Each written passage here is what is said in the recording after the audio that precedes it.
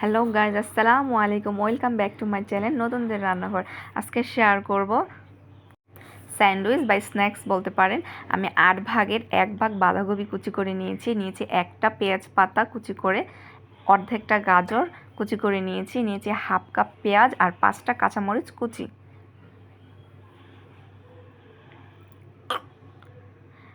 1 cup মাংস আমি কুচি করে মিহি করে নিয়েছি। দেখুন আমি দেখাচ্ছি কীরকম কুচি করেছি, এরকম কুচি করে নিয়েছি। তো স্যান্ডউইচের জন্য আপনাকে কিন্তু অবশ্যই বড় পাউরুটিটা ব্যবহার করতে হবে।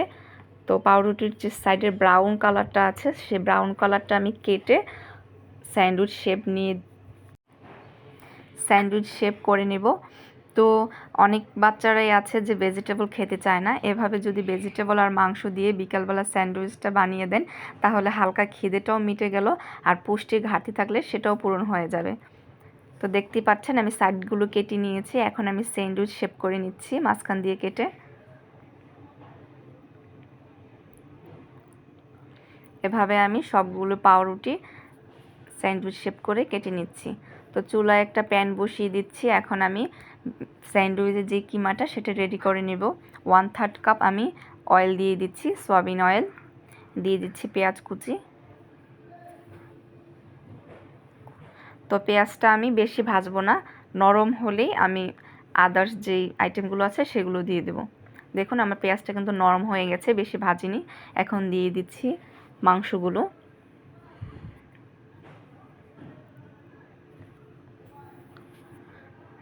দিয়ে দিচ্ছি 1/2 চা চামচ আদা আর রসুন বাটা। ভালো করে আদা রসুন বাটাটা মিক্স করে নিচ্ছি। দিয়ে দিচ্ছি আমার গ্রেট করা সবগুলো সবজি।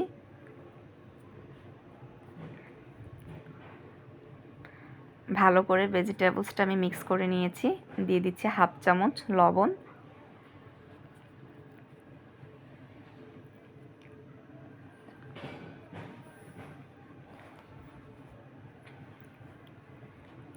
দিয়ে দিচ্ছি 1/3 চামচ গোলমরিচ গুঁড়ো।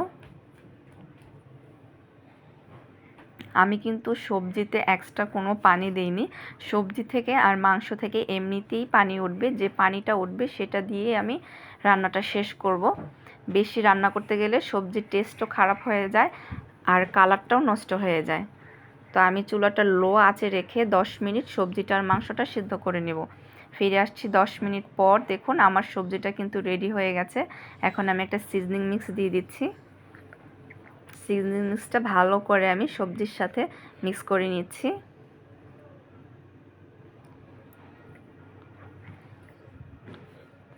দিয়ে দিচ্ছি 1/2 কাপ ধনেপাতা কুচি।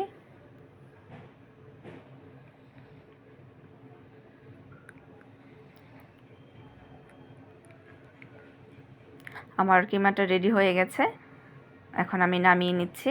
চুলায় আরেকটা প্যান বসিয়ে নিচ্ছি।